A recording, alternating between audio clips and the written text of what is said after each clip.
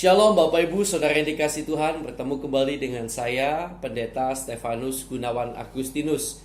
Saya bersyukur saya kembali boleh memberkati saudara dengan renungan kebenaran firman. Tapi sebelum kita mendengarkan firman, mari kita akan siapkan hati kita sungguh-sungguh di hadapan Tuhan Allah kita lewat sebuah lagu yang bercerita tentang kerinduan untuk selalu membawa yang terbaik di hadapan Tuhan. Karena memang Dia layak menerima yang terbaik. Ku bawa kepadamu, itu judul lagunya. Ku bawa kepadamu, oh Tuhan, persembahanku ini. Ku ingin Engkau menerima korban syukurku melalui pujian. Takkan pernah ku bawa selain yang terbaik, yang harum dan sejati di hadapan takhta-Mu. Yesusku, terimalah korban syukurku ini yang mengalir di hatiku sebagai persembahanku.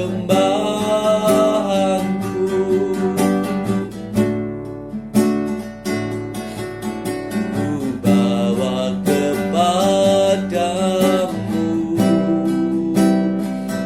oh Tuhan, persembahanku ini. Ku ingin Engkau menerima korban syukurku melalui pujian.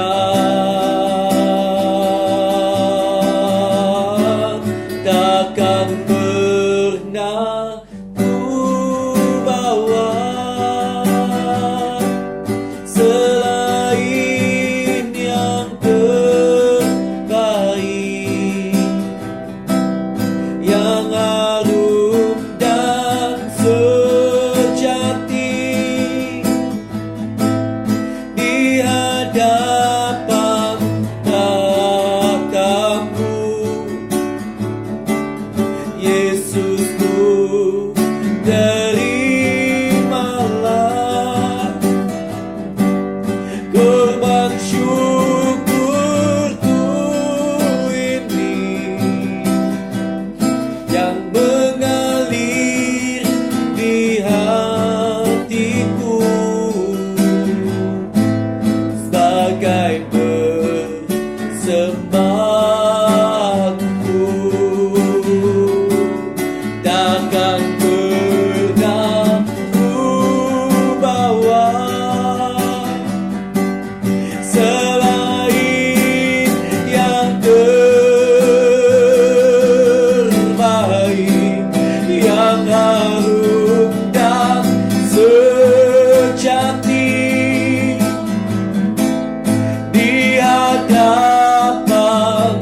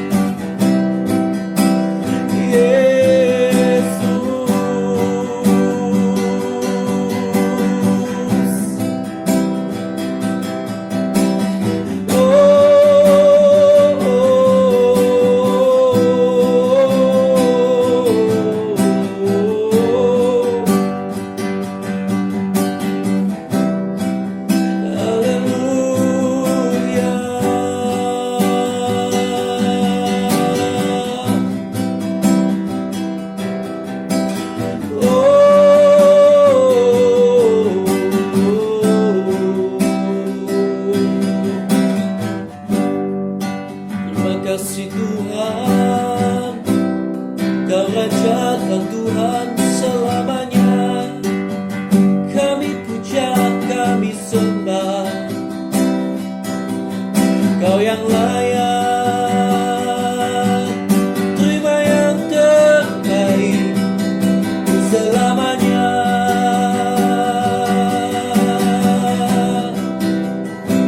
Untuk selamanya.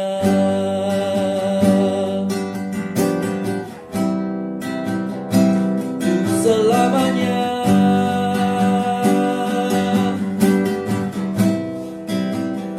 Untuk selamanya.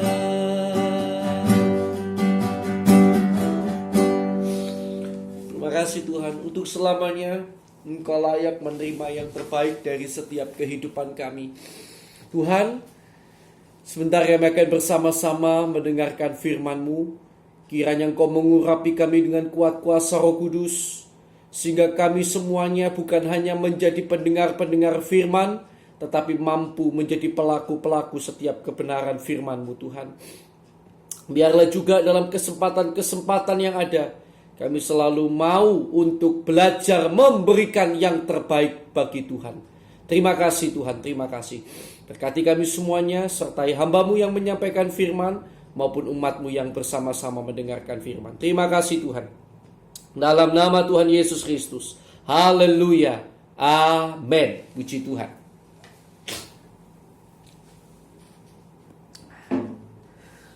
Nah, Bapak Ibu Saudara yang dikasihi Tuhan, kita sudah sampai pada jemaat yang kelima, yaitu jemaat di Sardis. Puji Tuhan ya.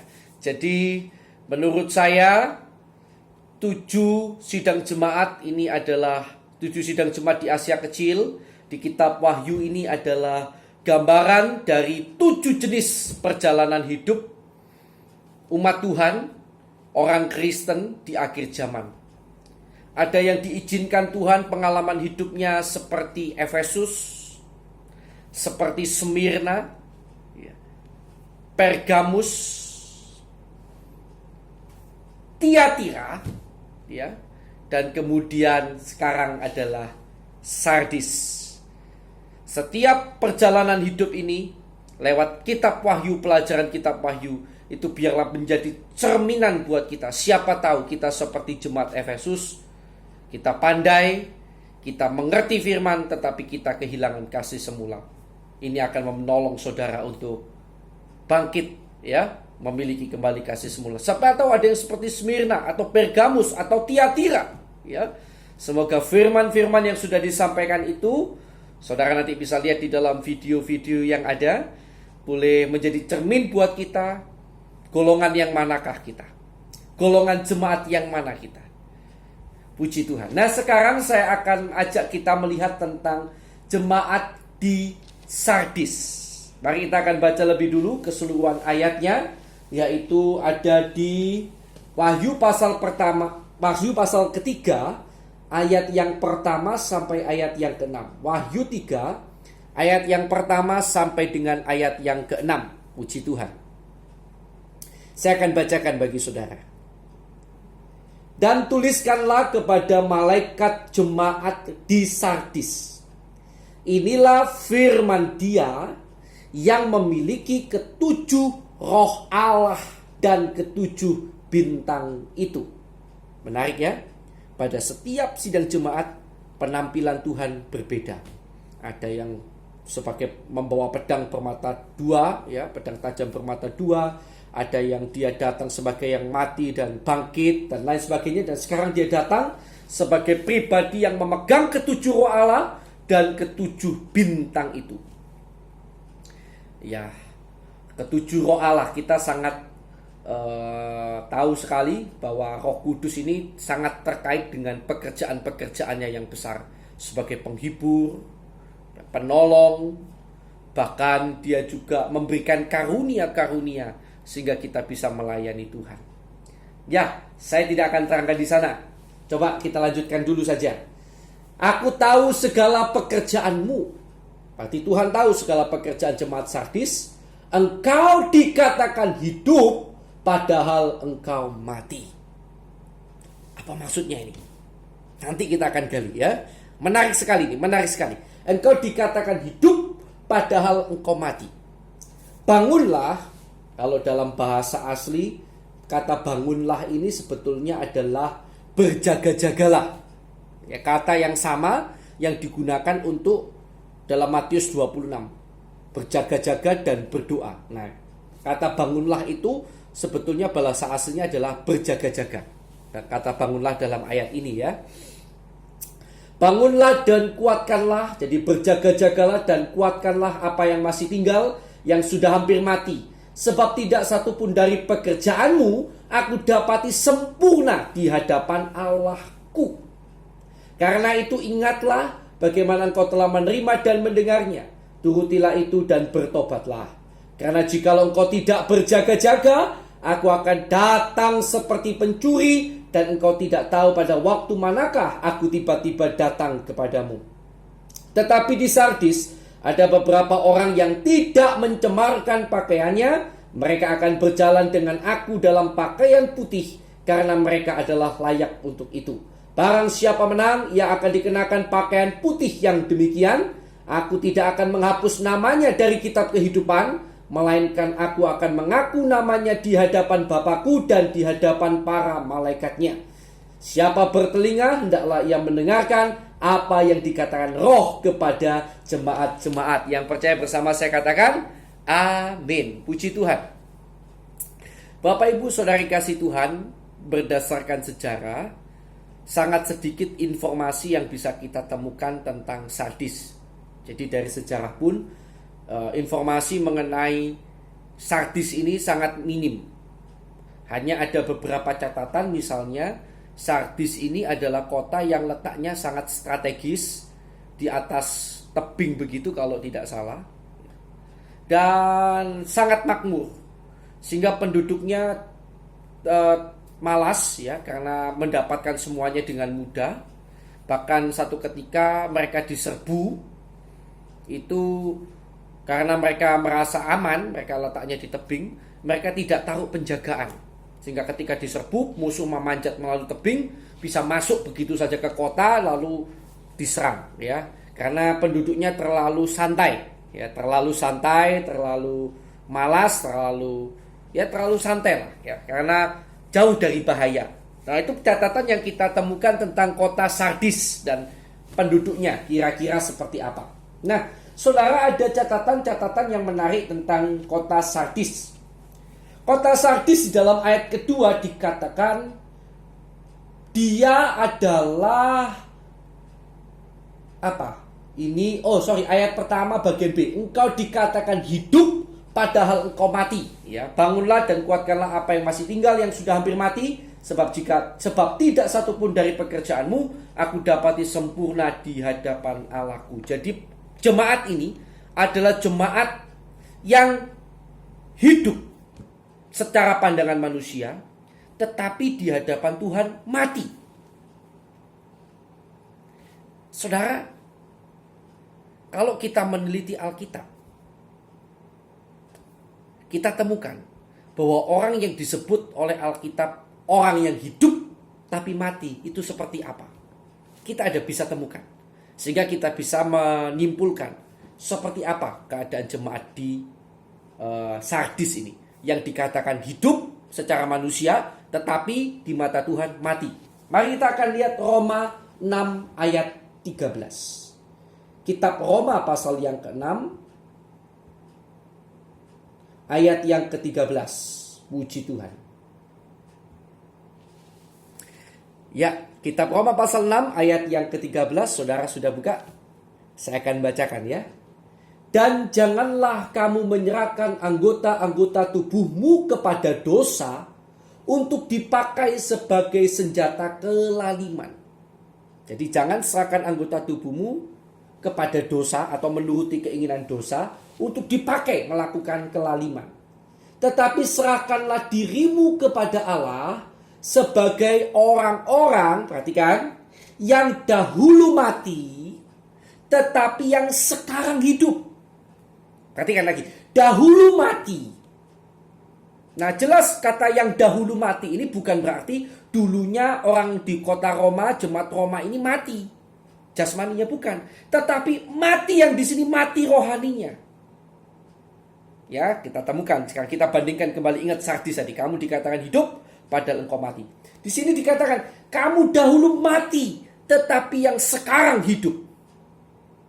Dan serahkanlah anggota-anggota tubuhmu kepada Allah untuk menjadi senjata-senjata kebenaran. Jadi posisi mati yang dimaksud di sini, saudara nanti baca dalam ayat-ayat yang semua ya, di Roma pasal 6 ini. Jelas posisi mati di mata Tuhan adalah ketika kita menyerahkan diri kita untuk menuruti keinginan dosa. Untuk berbuat dosa menuruti keinginan daging kita yang berdosa. Kita turuti. Ketika kita turuti di hadapan Tuhan kita mati. Dan kapan kita dikatakan hidup? Yaitu ketika kita menyerahkan diri kita untuk tidak menuruti keinginan dosa, tetapi menuruti kehendak Allah, hidup dalam kebenaran. Jadi jemaat di Sardis, kamu dikatakan apa tadi? Hidup. Padahal engkau mati. Tentu yang dikatakan hidup dimaksud sini jasmanimu hidup. Tapi kamu di mata Tuhan mati. Secara pandangan orang kamu hidup, tetapi di mata Tuhan kamu mati. Kenapa? Kalau dari Roma 6 ayat 13 kita temukan padanan ayatnya. Karena kamu telah menyerahkan tubuhmu kembali untuk menjadi hamba dosa. Menuruti dosa, hidup dalam dosa, bukan hidup dalam kesucian dan kebenaran. Mati. Wow. Puji Tuhan ya. Saya sangat senang sekali membagikan kebenaran-kebenaran firman kepada saudara. Tuhan membukakan banyak hal kepada saya ya. Jadi ini yang kita lihat, yang pertama bahwa Wahyu tadi, Wahyu pasal yang ketiga tentang jemaat di Sardis tadi, tentang apa yang dimaksud dengan engkau hidup padahal engkau mati. Perhatikan, aku tahu segala pekerjaanmu. Artinya jemaat di Sardis melayani Tuhan. Tetapi sambil melayani, di mata orang dia melayani, tetapi di belakang itu, di luar pelayanan, dia melakukan perbuatan-perbuatan dosa, dia hidup menuruti dosa. Nah, kita akan lihat bahwa nanti inilah tekanannya. Coba ya kita teruskan saja. Bangunlah dan kuatkanlah, berjaga-jagalah gitu ya. Dan kuatkanlah apa yang masih tinggal, yang sudah hampir mati, sebab tidak satupun dari pekerjaanmu aku dapati sempurna di hadapan Allahku. Apa maksudnya? Pekerjaan tidak didapati sempurna. Bekerja bagi Tuhan, tetapi oleh Tuhan tidak didapati sempurna. Itu dilanjutkan pada ayat yang ketiga. Karena itu ingatlah bagaimana engkau telah menerima dan mendengarnya. Turutilah itu dan bertobatlah. Perhatikan, dikaitkan dengan ini. Karena jikalau engkau tidak berjaga-jaga, aku akan datang seperti pencuri, dan engkau tidak tahu pada waktu manakah aku tiba-tiba datang kepadamu. Perhatikan lagi ya. Jadi pekerjaan yang tidak sempurna, ayat yang kedua, pekerjaan tidak ada yang kudapati sempurna di hadapan Allahku. Kemudian pada ayat yang ketiga, Yesus mengkaitkan dengan kata tadi, berjaga-jagalah, karena aku datang seperti pencuri dan lain sebagainya. Jemaat Sardis melayani Tuhan, tetapi tidak sempurna. Seperti apa Pak? Dan ini dikaitkan dengan kedatangan Tuhan yang seperti pencuri. Hal ini Tuhan tiba-tiba ingatkan saya tentang sebuah kisah di dalam Lukas pasal 12. Seperti apa bentuk pelayan Tuhan, orang yang melayani Tuhan, tetapi pekerjaannya tidak sempurna di hadapan Tuhan. Itu Tuhan ingatkan saya Lukas 12 ayat 42 sampai 46. Lukas pasal yang ke-12 ayat yang ke-42 sampai ayat yang ke-46. Jadi tadi dikaitkan dengan waktu kedatangan Tuhan, yang mana kamu harus berjaga-jaga. Kalau enggak nanti Tuhan datang seperti pencuri. Saya tiba-tiba diingatkan ayat ini oleh Tuhan. Coba ingat ini. Lukas 12 ayat 42 sampai 46. Saya akan bacakan. Jawab Tuhan, jadi siapakah pengurus rumah yang setia dan bijaksana, yang akan diangkat oleh tuannya menjadi kepala atas semua hambanya, untuk memberikan makanan kepada mereka pada waktunya? Berbahagialah hamba yang didapati tuannya melakukan tugasnya itu ketika tuannya itu datang. Aku berkata kepadamu, sesungguhnya tuannya itu akan mengangkat dia menjadi pengawas segala miliknya. Akan tetapi, 45 ya, jikalau hamba itu jahat dan berkata dalam hatinya, tuanku tidak datang-datang, lalu ia mulai memukul hamba-hamba laki-laki dan hamba-hamba perempuan, dan makan, minum, dan mabuk, maka tuan hamba itu akan datang pada hari yang tidak disangkakannya dan pada saat yang tidak diketahuinya, dan akan membunuh dia dan membuat dia senasib dengan orang-orang yang tidak setia. Puji Tuhan. Saya tiba-tiba diingatkan ini oleh Tuhan. Ya. Tadi ya, saya ulangi ya, pekerjaanmu tidak ada yang sempurna, kemudian Tuhan kaitkan dengan waktu kedatangan Tuhan. Dan di sini kita lihat ketika Tuhan memberikan sebuah perumpamaan tentang orang yang melayani Tuhan, yang terkait dengan waktu kedatangan Tuhan, di mana orang itu karena merasa Tuhan tidak segera datang, Tuhan tidak kunjung datang, maka perhatikan, jadi karena hamba ini melayani Tuhan tapi merasa Tuhan tidak kunjung datang, mungkin tadinya semangat tapi merasa kok Tuhan gak datang-datang, dia mulai kurang rasa takut, lalu dia mulai berbuat dosa. Jadi kita lihat bahwa terminologi sebetulnya tentang pekerjaanmu tidak ada yang sempurna, itu adalah karena bekerja buat Tuhan, tetapi kemudian dia masih melakukan perbuatan dosa. Dan kalau kita lihat ini hubungannya dengan kedatangan Tuhan, karena merasa Tuhan tidak datang-datang. Kapan Tuhan datang? Allah masih lama. Sudahlah, kita hidup dalam dosa saja. Katakan ya, ikuti saja terus, nanti saudara akan semakin terang. Jadi kita lihat tadi ya, saya ulangi ya, engkau dikatakan hidup padahal engkau mati. Aku tahu segala pekerjaan, melayani, hidup tapi mati, melayani tapi melakukan perbuatan-perbuatan dosa. Sekarang kita lihat juga, pekerjaanmu tidak ada yang kudapati sempurna, dan kita diingatkan, digabungkan, kemudian ayat itu dilanjutkan dengan tentang berjaga-jaga menjelang kedatangan Tuhan, dan kita diingatkan dengan ayat 12, Lukas 12 ayat 42, di mana hamba itu melayani Tuhan, tetapi kemudian dia berbuat jahat, berbuat dosa. Pertama dan kedua ada match.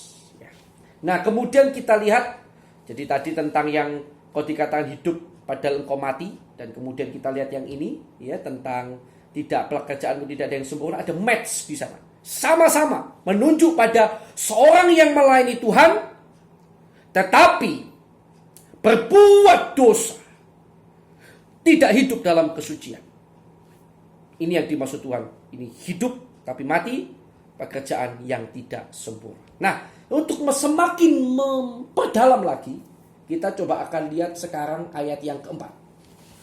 Kita lanjutkan ya. Tetapi di Sardis ada beberapa orang yang tidak mencemarkan pakaiannya. Perhatikan. Awal Tuhan bilang, kamu dikatakan hidup padahal kamu mati. Pekerjaanmu tidak ada yang sempurna. Sekarang Tuhan bilang begini, di Sardis ada beberapa orang yang tidak mencemarkan pakaiannya. Berarti ada yang mencemarkan pakaiannya.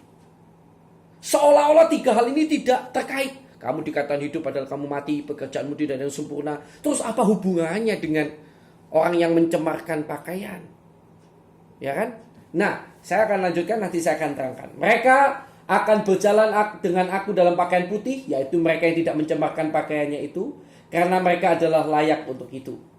Ya. Jadi saudara kasih Tuhan, artinya yang lain yang ditegur Tuhan tadi itu mencemarkan pakaiannya. Jadi apa hubungannya antara kamu dikatakan hidup padahal mati, pekerjaanmu tidak ada yang sempurna, dengan mencemarkan pakaian? Saya akan tunjukkan kepada saudara.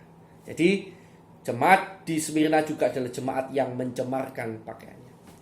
Saudara, kalau kita melihat di dalam Alkitab kita, kata mencemari pakaian, mencemarkan pakaian, itu bisa kita temukan padanannya, artinya lewat Yudas pasal pertama ayat 23. Kita buka Alkitab kita ya. Luar biasa, Tuhan membukakan pada saya banyak hal. Saya sampai waduh, Tuhan luar biasa. Ini akan membuat kita mengerti apa yang dimaksud memberikan yang terbaik kepada Tuhan.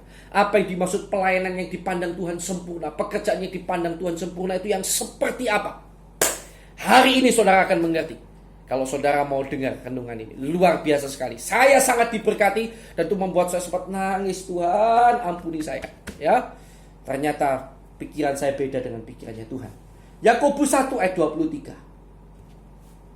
Saya tunjukkan ayat-ayat firman, ya, tunjukkan ayat, kembali ke ayat, ya, supaya saudara paham, saudara melihat sendiri ayat-ayat firman Tuhan.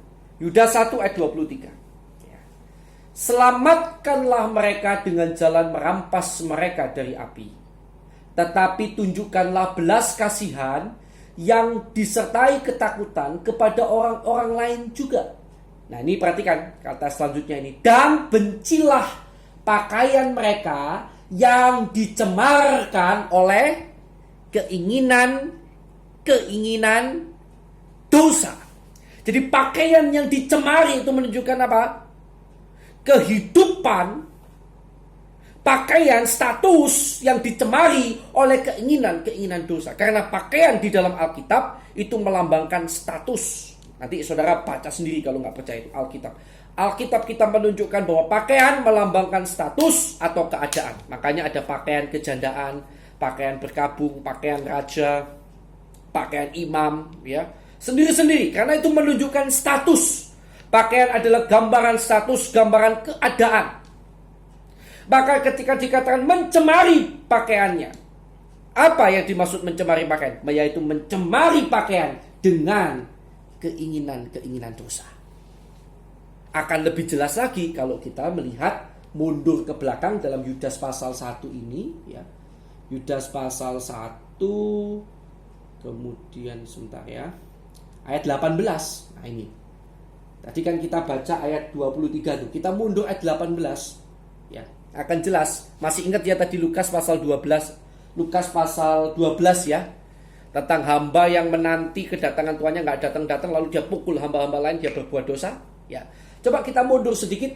Jadi Yudas pasal pertama ayat 23 menunjukkan bahwa pakaian yang dicemari itu menunjukkan pada pakaian yang dicemari oleh keinginan dosa. Status manusia kita yang dicemari oleh keinginan kita berbuat dosa, ya, oleh kemauan kita untuk melakukan dosa, ya. Yudas 1 ayat 18, kita mundur sedikit. Sebab mereka telah mengatakan kepada kamu, menjelang akhir zaman akan tampil pengejek yang akan hidup menuruti hawa nafsu kefasikan mereka. Ya, puji Tuhan. Sebentar, ini kok. Ya, jadi pengejek ya, saudara lihat ya. Jadi saudara, pada akhir zaman mereka akan muncul itu orang-orang yang mengejek. Mengejek ini kalau kita lihat di dalam 2 Petrus pasal 2, mengejek tentang apa?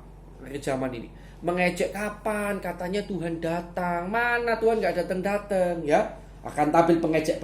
Coba kita lihat sekarang 2 Petrus coba. Nah, kita banding-bandingkan ayat firman supaya kita semakin memahami ya. 2 Petrus pasal yang ke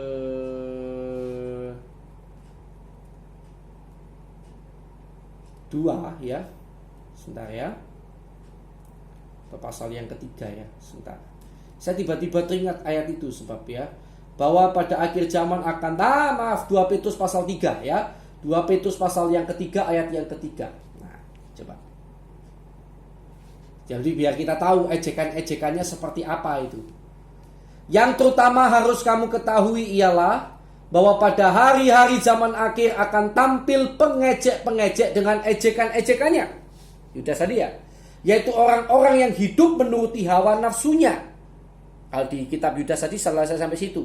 Kalau di kitab Petrus 2 Petrus 3 kita tahu ejekannya seperti apa. Ayat yang 4. Kata mereka, di manakah janji tentang kedatangannya itu?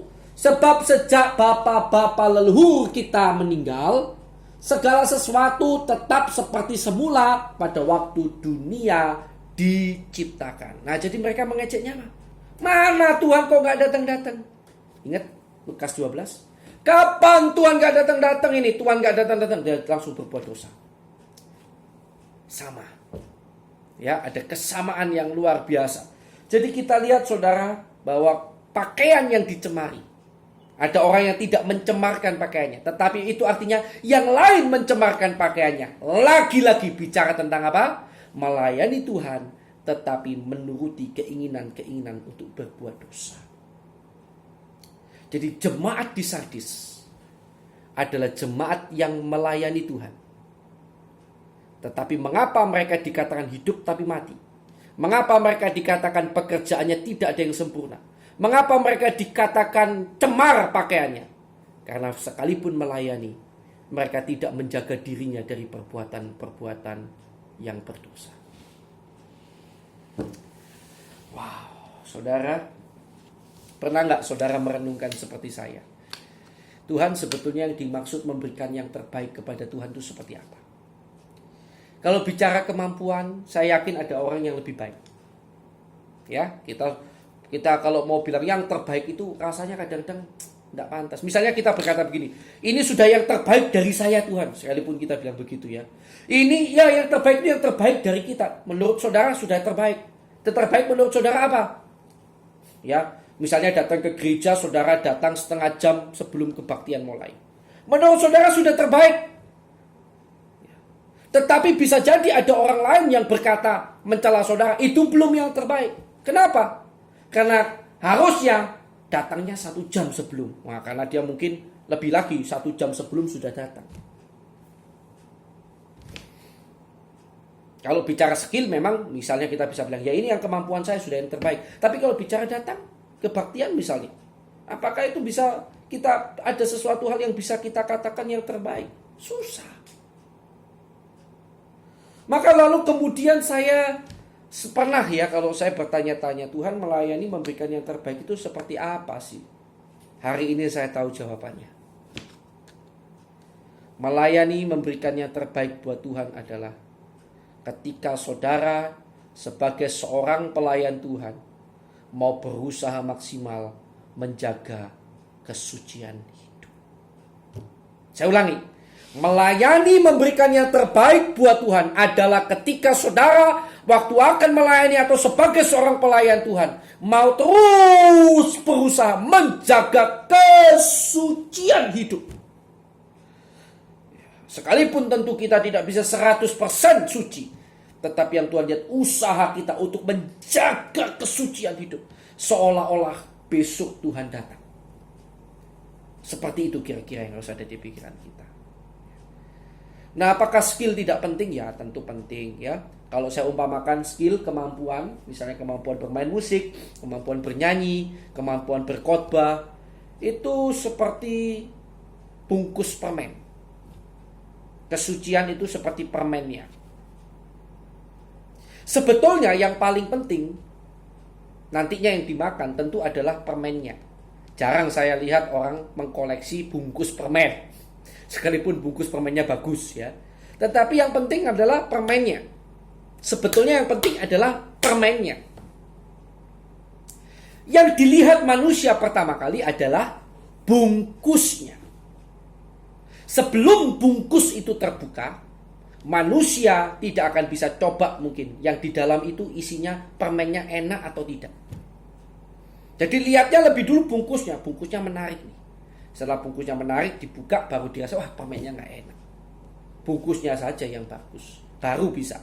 Nah, kesucian itu seperti permen. Skill kemampuan melayani Tuhan itu seperti bungkusnya. Karena kita melayani manusia juga, untuk saudara-saudara kita seiman bisa datang kepada Tuhan dengan lebih sungguh-sungguh, maka tentu kita perlu skill yang baik.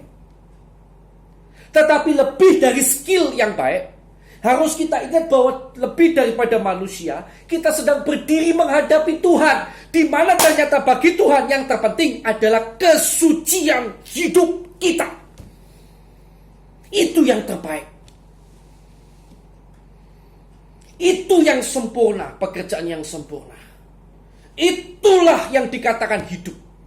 Yaitu ketika kita mau berjuang maksimal. Bukan hanya berjuang mempersiapkan diri untuk melayani Tuhan dengan menambah skill, tapi berjuang maksimal sebelum melayani Tuhan. Kita menjaga kesucian kita mati-matian.